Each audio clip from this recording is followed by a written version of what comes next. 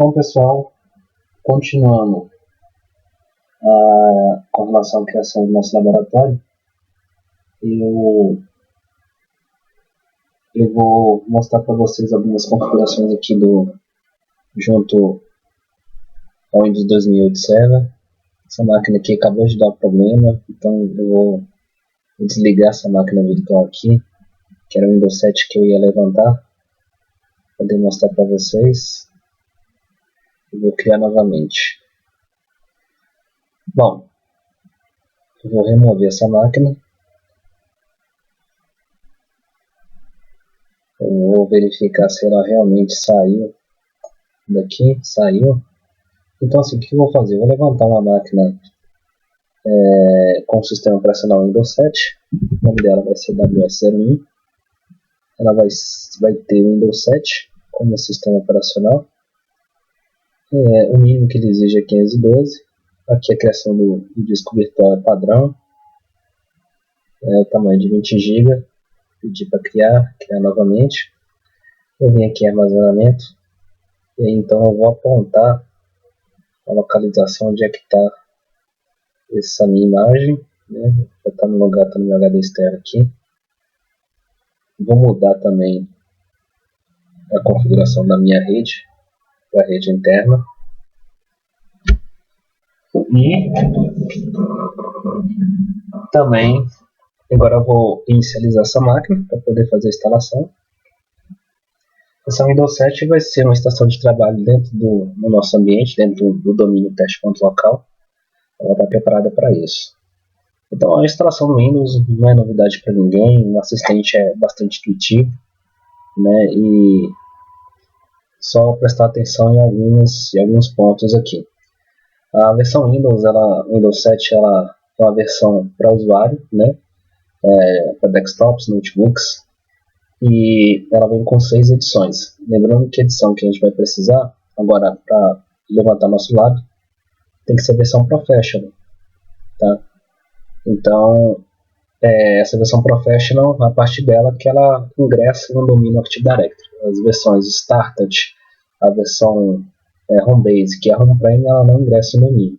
Então tem que se atentar para isso. Então a versão que eu vou usar aqui é a versão Professional, tá? Então, que eu concordo com a licença. Como eu não vou atualizar porque eu não tenho um sistema operacional, eu vou fazer uma atualização personalizada. Eu escolho aqui a unidade de disco, eu não vou particionar nem nada, fazer uma instalação clean, né, limpa. Ele vai fazer a instalação. Enquanto isso, eu vou configurar esse meu AD. Ele já está instalado, já está funcional. Eu vou colocar em tela cheia aqui para vocês poderem visualizar melhor.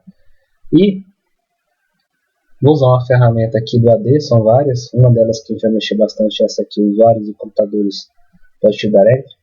É nessa ferramenta que eu levo no nível funcional da floresta, eu mudo os mestres de operação dos meus controladores de domínio, né, faço as mudanças.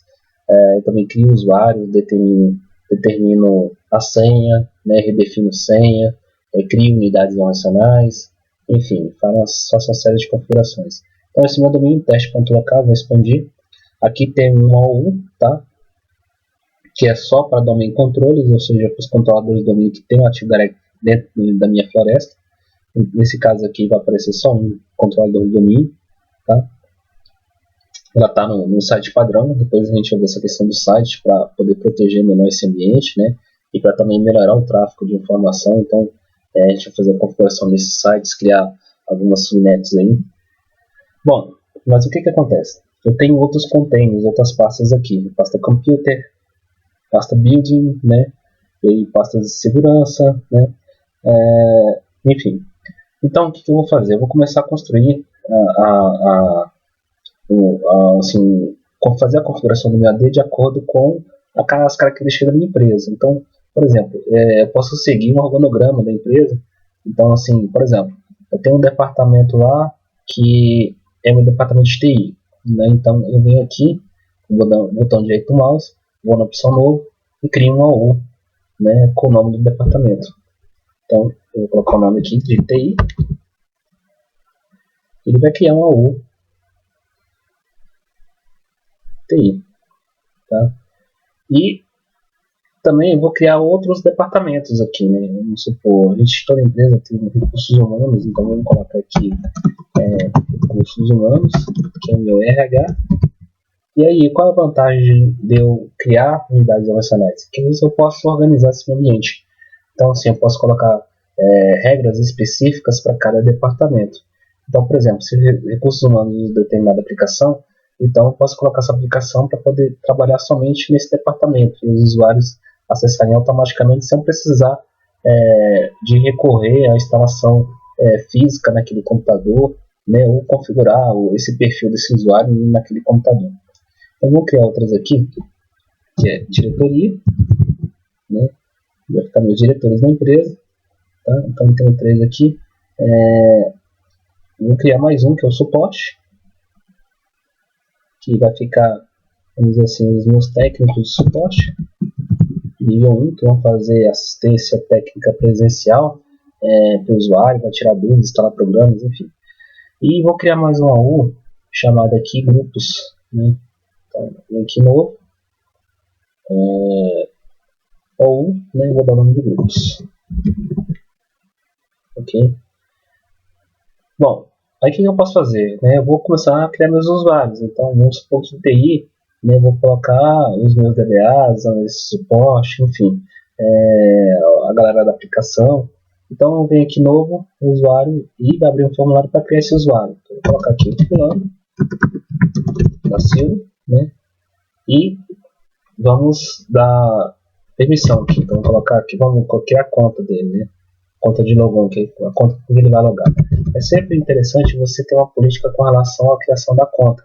Então, estou colocando aqui fulano.silva, vai ser o login dele, nome e sobrenome.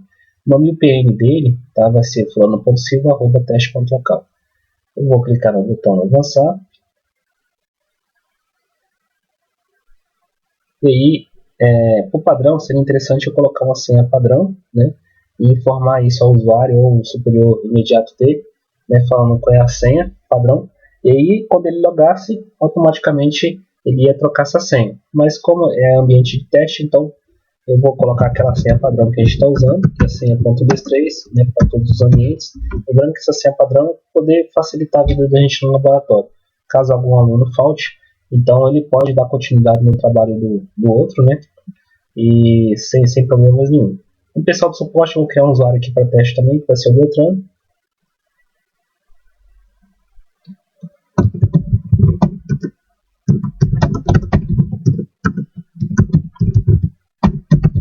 Seguir a mesma linha de raciocínio, né, para não ficar um ambiente desorganizado, né, nome, ponto, sobrenome, a senha.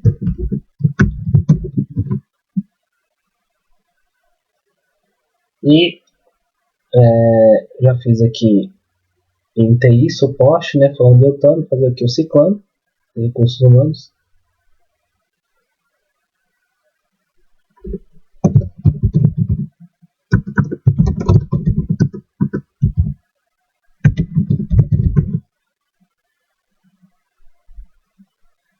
E então vou colocar a senha,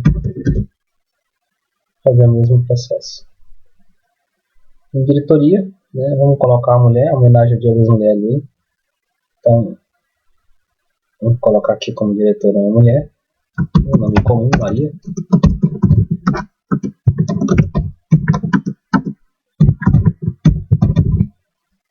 Seguindo mesmo. Então, assim, eu posso colocar regras específicas, né, configurações específicas para cada ambiente, ok?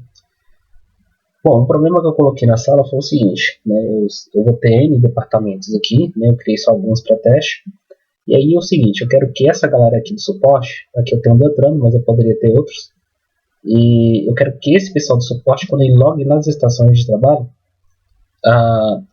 que ele tenha acesso, né, de administrador local nessa máquina, ou seja, esse é um problema muito comum que a gente vê, que já vi empresas, né, inclusive, né, questão de uma falha gravíssima de segurança, você dá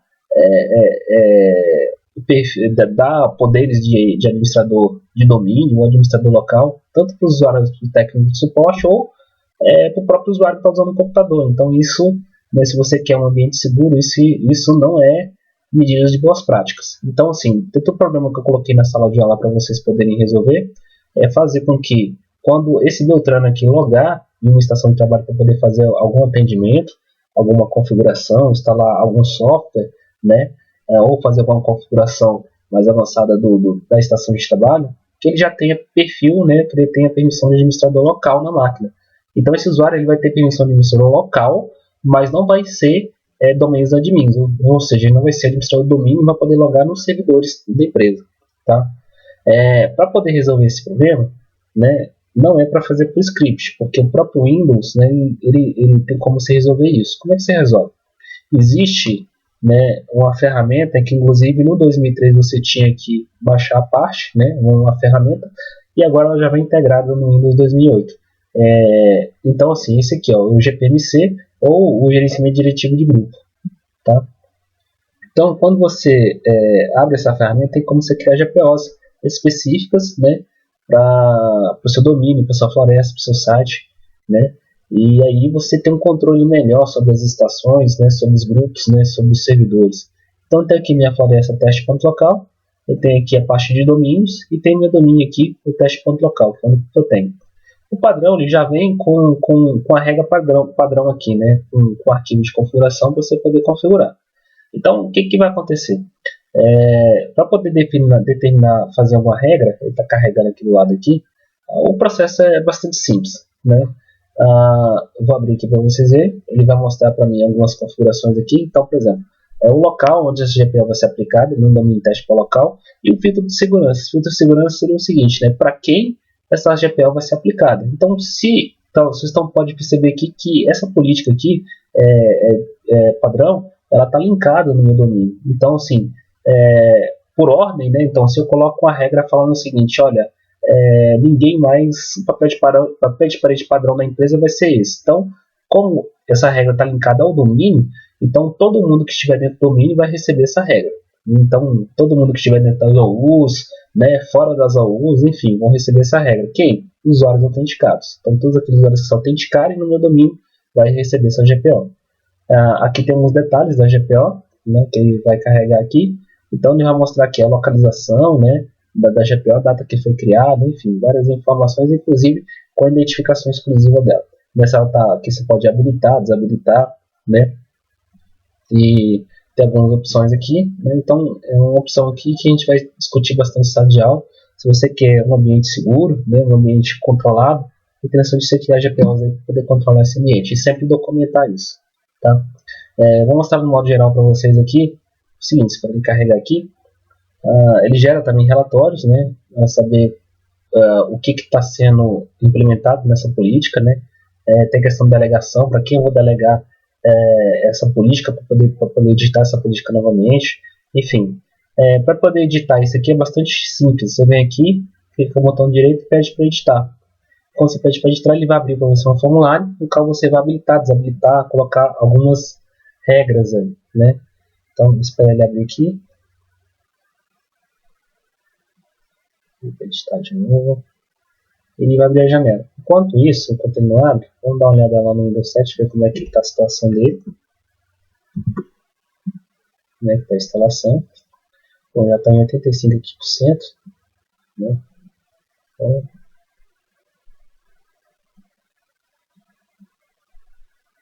bom, aí apareceu aqui, ó. Como é que é configurado isso? A configuração pode ser de duas formas. Eu posso fazer configurações para os computadores que estão no meu domínio ou para os usuários. Tá? Então, por exemplo, né, eu tenho várias diretivas que podem ser aplicadas. Ok? Tem diretivas de segurança, inclusive. Né, eu posso determinar banda, bloquear determinados aplicativos, pedir para o usuário acessar somente os aplicativos que interessa para a empresa, enfim. Então, você vai expandindo essas janelas aqui, ó.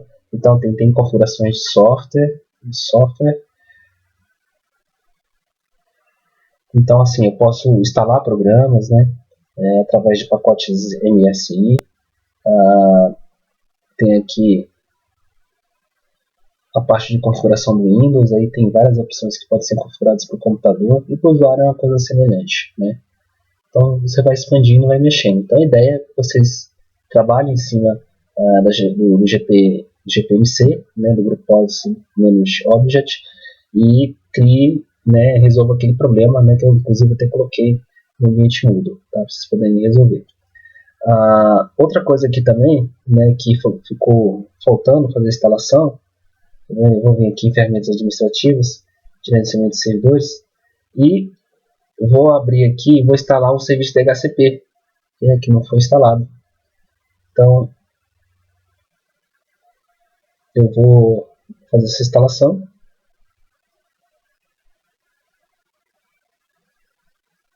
Esperar aqui abrir a janela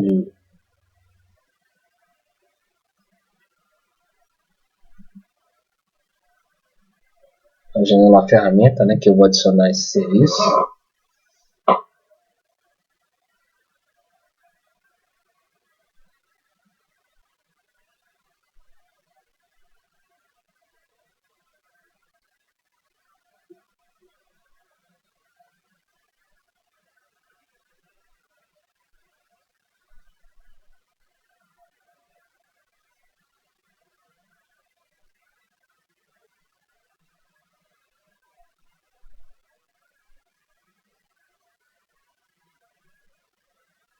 Vou aguardar ele carregar aqui. Está um pouco lento porque eu estou mexendo com duas VMs, então está fazendo instalação, está lendo o disco, então torna a máquina, ela fica bastante lenta, né? Então vamos esperar que ele voltar para instalar o serviço.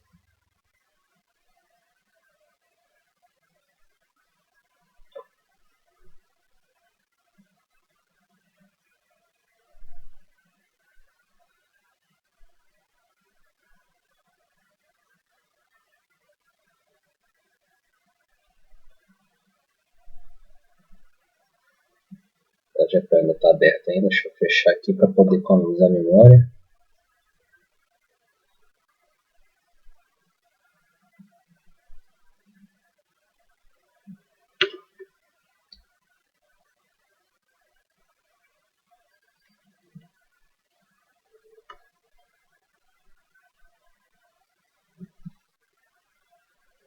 Ele está coletando dados aqui, esperar ele, enquanto ele não carrega, não tem como adicionar funções aqui. Então vamos aguardar então ele terminar o processo de leitura dos dados.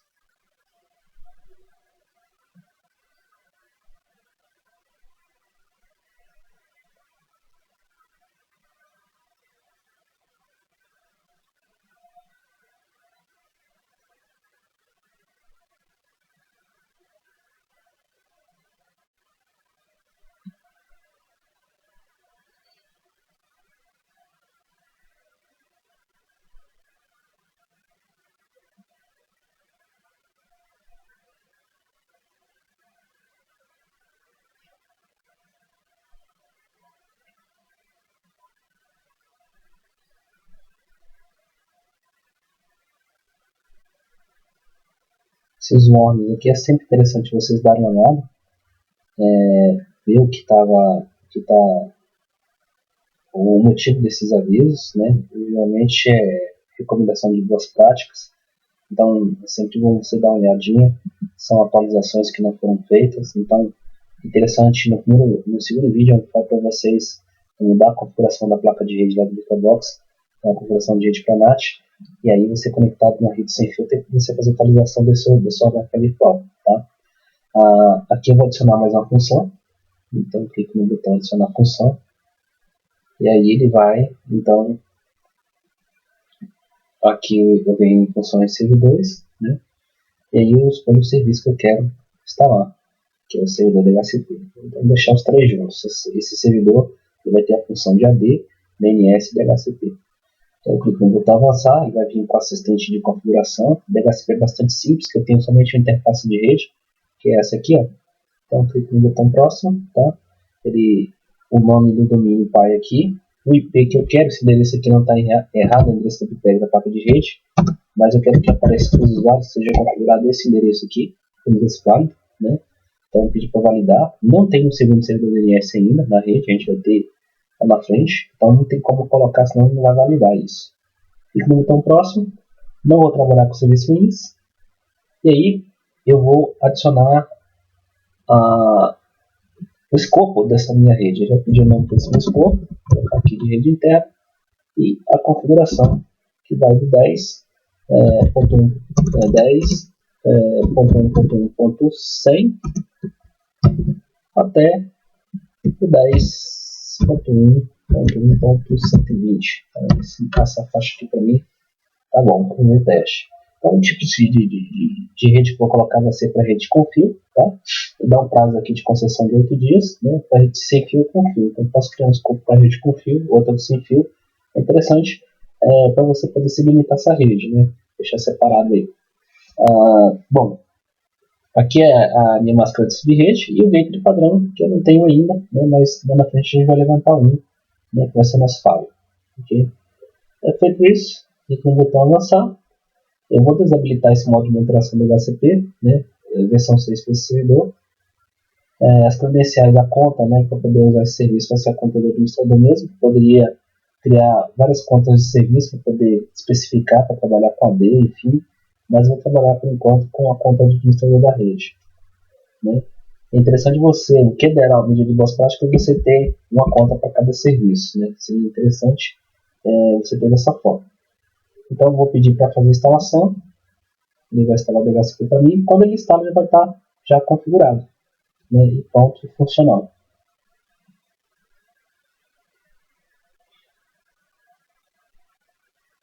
Vamos dar uma olhadinha aqui, ver como é que está o nosso Windows 7. Já está concluindo a instalação.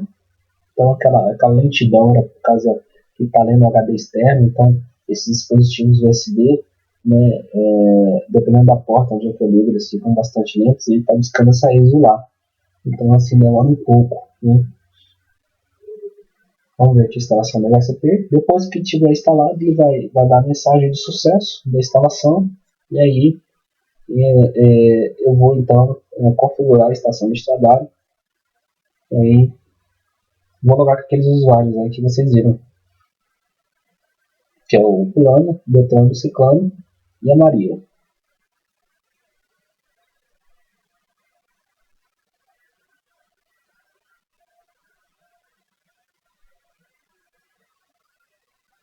Vamos esperar então.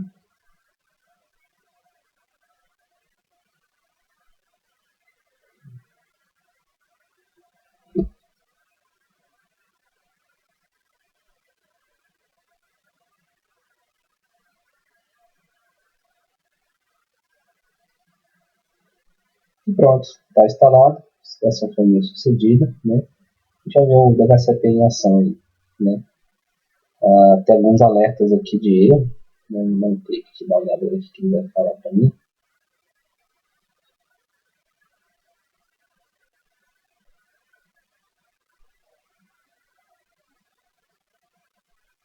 Aqui está dando ok o serviço, aqui está startando aqui o serviço, o escopo está configurado. Então está tudo ok aqui. Depois a gente dá uma olhada nesses logs aí para ver o que está acontecendo. Tá? Então assim, eu vou parar o vídeo agora e a gente dá continuidade aí na última parte, ok?